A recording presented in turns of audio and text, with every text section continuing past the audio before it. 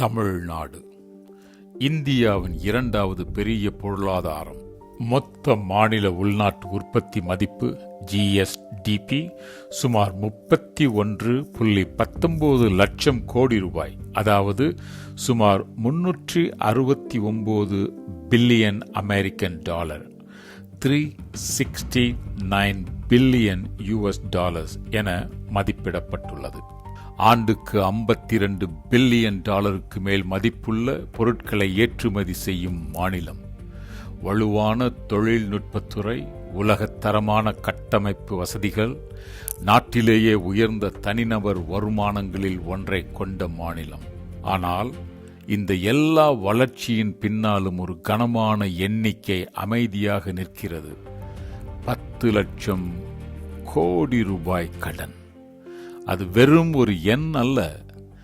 10 என்ற எண்ணின் பின்னால் 11 பூஜ்ஜியங்கள் நிற்கும் அளவுக்கு பெரிய சுமை. மேலும் அந்த எண்ணிக்கை ஒவ்வொரு ஆண்டும் உயர்ந்து கொண்டே செல்கிறது. அப்படியானால் கேள்வி இதுதான்: இந்தியாவின் மிக செழிப்பான, அதிக உற்பத்தி திறன் கொண்ட மாநிலங்களில் ஒன்றான தமிழ்நாடு எப்படி இந்த அளவுக்கு கடன் சுழற்சிக்குள் சென்றது? இதை புரிந்து கொள்ள 2021 ஆண்டுக்கு நாம் திரும்பி போக வேண்டும். அப்போது மாநிலம் அகில இந்திய அண்ணா திராவிட முன்னேற்றக் கழக ஆட்சியின் 10 ஆண்டுகளை கடந்து வந்த நிலையில் இருந்தது. ஆனால் நிதிநிலை ஏற்கனவே அழுத்தத்தில் இருந்தது.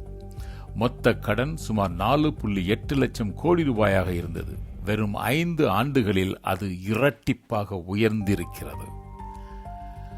நிதி பற்றாக்குறை வழக்கமான 3% வரம்பை தாண்டி GSDPயின் 4.91% வரை சென்றது. கோவிட் காலம் மாநிலத்தின் வருவாயை கடுமையாக பாதித்தது.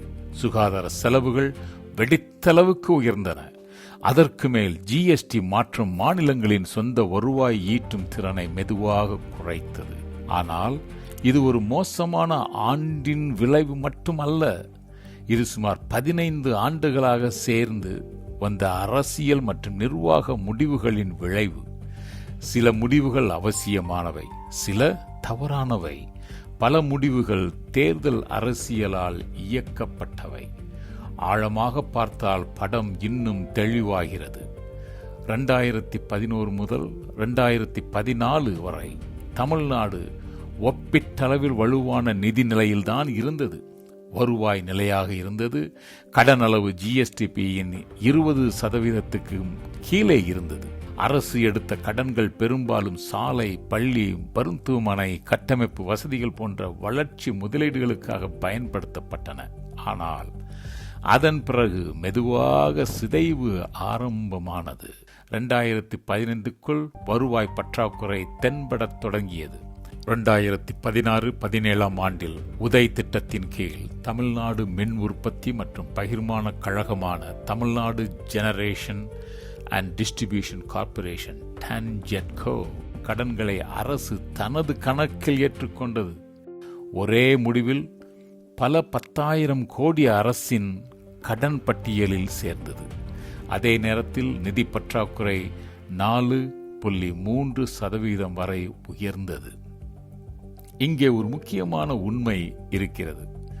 அரசு கடன் வாங்குவது தவறல்ல. பொதுவாக அந்த கடன் வளர்ச்சிக்கான முதலீடுகளுக்காக பயன்படுத்தப்பட வேண்டும்.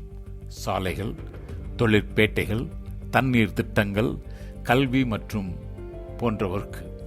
ஆனால் தமிழ்நாட்டில் கடந்த சில ஆண்டுகளில் நிலைமையே மாறிவிட்டது. இப்போது வாங்கப்படும் ஒவ்வொரு ரூபாய் கடனிலும் பெரிய பகுதி முதலீட்டுக்கு செல்லவில்லை. அது ஊதியங்கள், ஓய்வூதியங்கள், மானியங்கள் மற்றும் பழைய கடன்களின் வட்டி செலவுகளிலேயே கரைந்து விடுகிறது. இன்று மாநிலத்தின் மொத்த வருவாயில் சுமார் 21% வெறும் வட்டி கட்டுவதற்கே செல்கிறது. அதாவது புதிய சாலை இல்லை, புதிய பள்ளி இல்லை, புதிய வளர்ச்சி இல்லை. பழைய கடனின் வட்டிக்காக மட்டும் மிகப்பெரிய தொகை செலுத்தப்படுகிறது. இதுதான் தமிழ்நாட்டின் தற்போதைய முரண்பாடு. 2021 முதல் 2025 வரை தமிழ்நாட்டின் கடன் அமைப்பு ஒரு சாதாரண அரசு நிதி நிர்வாகத்தை தாண்டி பல அடுக்குகள் கொண்ட மிகப்பெரிய நிதி கட்டமைப்பாக மாறியுள்ளது. இந்த காலகட்டத்தில் மாநில அபிவிருத்தி கடன்கள் ஸ்டேட் டெவலப்மெண்ட் லோன்ஸ் எஸ்டிஆர் மூலம் சந்தையிலிருந்து மட்டும் சுமார் 3.67 லட்சம் கோடி ரூபாய் திரட்டப்பட்டுள்ளது. இது மாநிலத்தின் முக்கியமான கடன் ஆதாரமாக இருந்தது. அதனைத் தொடர்ந்து உலக வங்கி போன்ற பல்தரப்பு நிதி நிறுவனங்களிடமிருந்து பல்வேறு வளர்ச்சி மற்றும் கட்டமைப்பு திட்டங்களுக்காக சுமார் 21,000 கோடி ரூபாய் திட்டக் கடன்களாக பெறப்பட்டுள்ளது. மின்சாரத்துறையில் ஏற்பட்ட பெரும் நிதிச் சுமையை சமாளிக்க குறிப்பாக ரூரல் எலக்ட்ரிஃபிகேஷன் கார்ப்பரேஷன் REC மற்றும் பவர் ஃபைனான்ஸ் கார்ப்பரேஷன் PFC போன்ற அமைப்புகள் மூலம் சுமார் 26,797 கோடி ரூபாய் நிதி பெறப்பட்டுள்ளது. வீட்டு வசதி மற்றும் நகர்ப்புற மேம்பாட்டு திட்டங்களுக்காக ஹட்கோ போன்ற உள்நாட்டு நிதி நிறுவனங்களிடமிருந்து சுமார் 24,200 கோடி ரூபாய் கடன் எடுக்கப்பட்டுள்ளது. அதேபோல் ஜப்பான் சர்வதேச ஒத்துழைப்பு நிறுவனம் JICA போன்ற இருதரப்பு நிதி அமைப்புகள் மூலமும் சுமார் 6,600 கோடி ரூபாய் பெறப்பட்டுள்ளது. மேலும் மத்திய அரசின் சிறப்பு உதவி திட்டங்களின் கீழ் கூடுதலாக 275 கோடி ரூபாய் வழங்கப்பட்டுள்ளது. ஆனால் இந்த முழு நிதி அமைப்பில் மிகவும் அதிக அழுத்தத்தை ஏற்படுத்திய துறை மின்சாரத்துறையாகும்.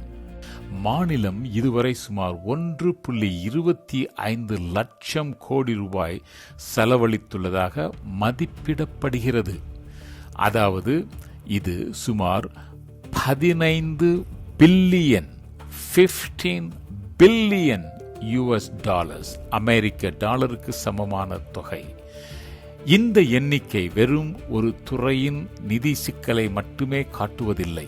மாறாக பல ஆண்டுகளாக கட்டமைப்பு சீர்திருத்தங்கள் தாமதிக்கப்பட்ட போது அந்த சுமை இறுதியில் முழு மாநில நிதியமைப்பின் மீது எப்படி விழுகிறது என்பதற்கான மிகப்பெரிய எடுத்துக்காட்டாக இது மாறியுள்ளது. ஒருபுறம் மாநிலம் இன்னும் பொருளாதார ரீதியாக வலுவானது. தொழில், IT, உற்பத்தி, ஏற்றுமதி எல்லாவற்றிலும் முன்னணியில் உள்ளது. ஆனால் இன்னொரு புறம் அரசின் நிதியமைப்பில் ஆழமான அழுத்தம் தென்படுகிறது. பல ஆண்டுகளாக வேலைவாய்ப்பு, கல்வி, மருத்துவம், கிராம வளர்ச்சி என்று வாக்குறுதிகள் வழங்கப்பட்டன. ஆனால் மாநிலத்தின் பல பகுதிகளில் மக்கள் இன்னும் அடிப்படை வசதிகளுக்காக போராடி கொண்டிருக்கிறார்கள். பல அரசு பள்ளிகளில் வளங்கள் குறைவு, பல கிராமங்களில் அடிப்படை கட்டமைப்பு இன்னும் பலவீனம், பொது சேவைகளில் தரக்குறைவு குறித்த குற்றச்சாட்டுகள் தொடர்ந்து வருகின்றன. அதே நேரத்தில் கடன் மட்டும் உயர்ந்து கொண்டே செல்கிறது. அப்படியானால் உண்மையான கேள்வி இது: தமிழ்நாட்டுக்கு திறன் இல்லையா? இல்லை. அப்படியானால் கடந்த ஆண்டுகளில் அரசியல் அமைப்புகள் என்ன செய்தன? இந்த கட்டமைப்பு பிரச்சனைகளை ஏன் இவ்வளவு பெரிதாக வளர அனுமதிக்கப்பட்டன? மக்கள் எதிர்பார்த்த வளர்ச்சி ஏன் சமமாக எல்லோரிடமும் சென்றடையவில்லை? அரசு செலவிட்ட ஆயிரக்கணக்கான கோடி ரூபாய்கள் எந்த முன்னுரிமைகளுக்காக பயன்படுத்தப்பட்டன? இன்னும் ஒரு முக்கியமான கேள்வியும் இருக்கிறது. தேர்தல்களில் அரசியல் கட்சிகள் செலவழிக்கும் பணம் எவ்வளவு? அந்த பணத்தின் ஒரு பகுதியாவது நீண்டகால பொருளாதார திட்டங்கள், கல்வி, வேலைவாய்ப்பு, தொழில் வளர்ச்சி போன்றவர்களுக்கு சென்றிருந்தால் இன்று தமிழ்நாட்டின் கடன் நிலை வேறுபட்டிருக்குமா? இது சிந்தித்து செயல்படும் நேரம். சிந்திப்போம்.